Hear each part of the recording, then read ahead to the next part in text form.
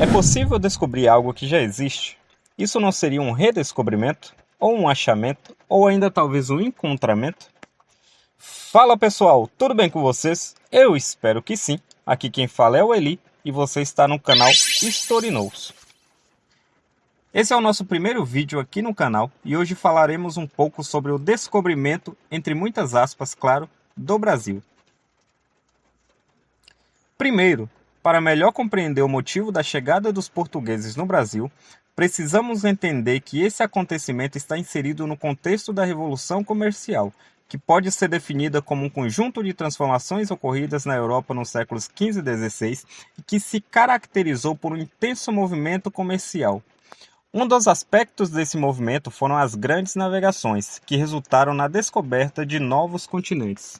Devido à competição com os mouros no comércio mediterrâneo e com os italianos que controlavam as rotas terrestres para o Oriente, países como Portugal e Espanha tentavam buscar rotas marítimas alternativas que os levassem às ricas terras das Índias, conhecidas por suas especiarias e produtos de luxo, tais como pimenta, cravo, canela e noz moscada. Essas especiarias eram altamente valorizadas na Europa por seu uso na culinária, conservação de alimentos e até mesmo na medicina. Além dessas especiarias, os europeus também buscavam por ouro, prata, seda e outras mercadorias de luxo que poderiam ser encontradas no Oriente. O comércio de especiarias era altamente lucrativo e impulsionou a exploração e colonização de vastas regiões do mundo pelas potências marítimas europeias. No início do século XIV, Portugal já tinha uma burguesia forte, e estes estavam interessados em novos produtos que cada vez mais iam se valorizando na Europa. Quando os navios italianos foram impedidos de navegar pelo Mediterrâneo Oriental, os portugueses foram tomados por um novo impulso, o de descobrir outro caminho que os possibilitasse chegar ao Oriente. Portugal foi o primeiro país a empreender de forma sistemática a navegação atlântica. Isso se deve a alguns fatores, como por exemplo, já possuir um governo forte centralizado na pessoa do rei, também ter seu litoral voltado para o Atlântico e ter próximas ótimas correntes marítimas favorecia e até mesmo incentivava a navegação desse oceano. O desenvolvimento de uma nova embarcação, a caravela, também foi outra questão muito relevante por serem superiores a outros tipos de embarcações até então existentes.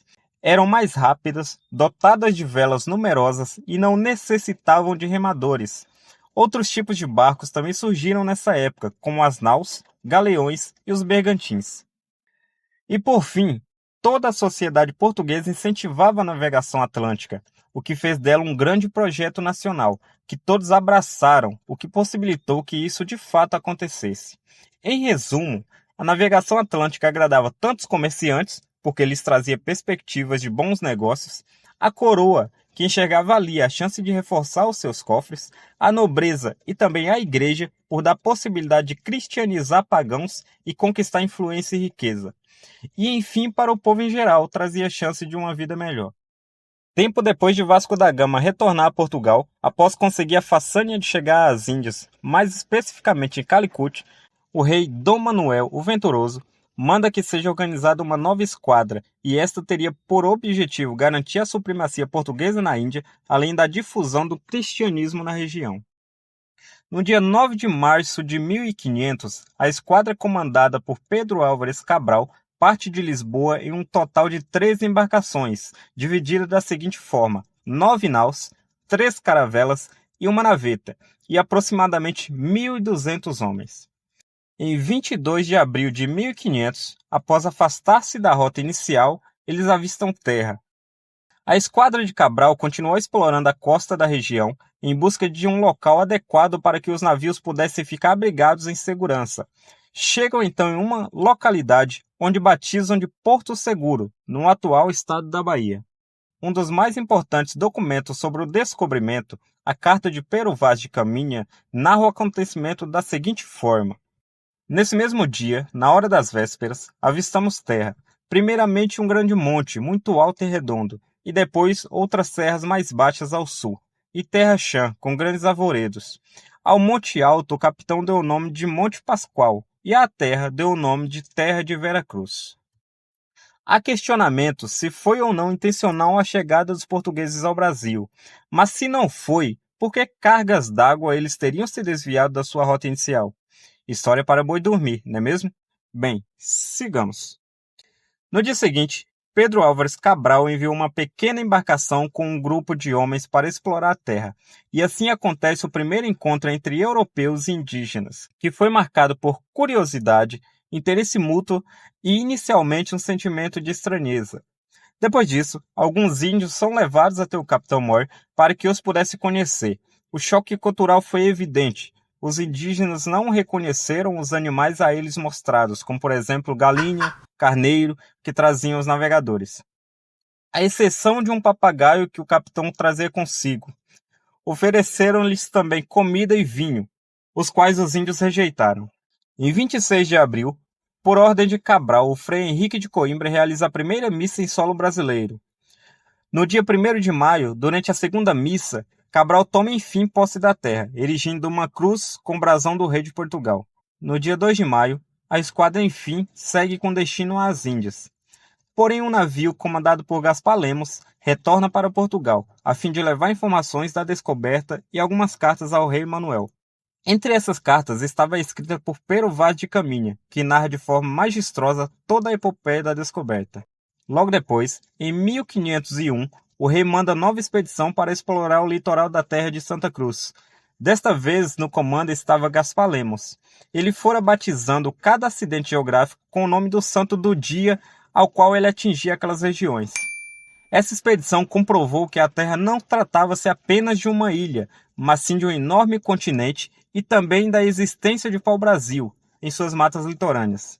E é por esse motivo que hoje você conhece o Brasil pelo nome de Brasil. Importante ressaltar que não houve imediato interesse por parte dos portugueses pela ocupação definitiva da nova terra descoberta. Eles tinham os olhos voltados para as Índias, que ainda era a galinha dos ovos de ouro. Esse cenário só viria a mudar realmente a partir de 1530. Porém, não foi esquecido de um todo. Ocorreu no período pós-descoberta a exploração do pau-brasil, que era valioso por ser uma madeira da qual se extraía um pigmento vermelho, usado para tingir tecidos. Para garantir a exploração dessa madeira, os portugueses estabeleceram algumas fortificações na região e se aproximaram dos indígenas, a fim de que eles trabalhassem retirando a madeira, que depois seria negociada. Em troca do pau-brasil, os portugueses davam toda espécie de objetos que nem sempre tinham utilidade ou eram valiosos, mas os indígenas ficaram encantados pelos espelhos, colares, pentes, vasilhas e outros tantos objetos que eles não conheciam e que os portugueses trataram de apresentar-lhes. Mas isso vai ficar para outro vídeo. E para finalizar, pessoal, importante ter claro que o Brasil já era habitado por povos indígenas muito antes da chegada dos portugueses. Esses povos já possuíam sua própria cultura, língua nativa e formas de organização social estabelecidas quando os europeus chegaram ao continente. A colonização portuguesa trouxe profundos impactos para essas populações, incluindo doenças que, por não terem anticorpos que as combatessem, muitos índios acabaram morrendo. Conflitos provocados pelos embates entre colonos e tribos e a imposição de uma nova realidade social. Achar que o Brasil foi descoberto é aceitar uma visão puramente eurocêntrica da questão, não valorizando tudo que esses povos já haviam construído durante milhares de anos. Mas é isso, trataremos melhor dessa questão em um outro momento. Obrigado por terem assistido até aqui, um forte abraço e até a próxima. Valeu!